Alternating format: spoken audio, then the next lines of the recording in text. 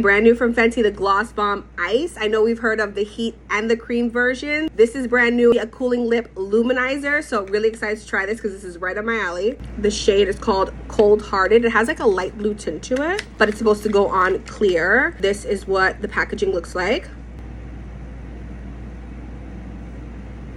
Oh my gosh. It smells like a pack of like Winter Fresh. It smells so good. I'm starting to feel the tingle. It just feels really, really cooling, which I really like.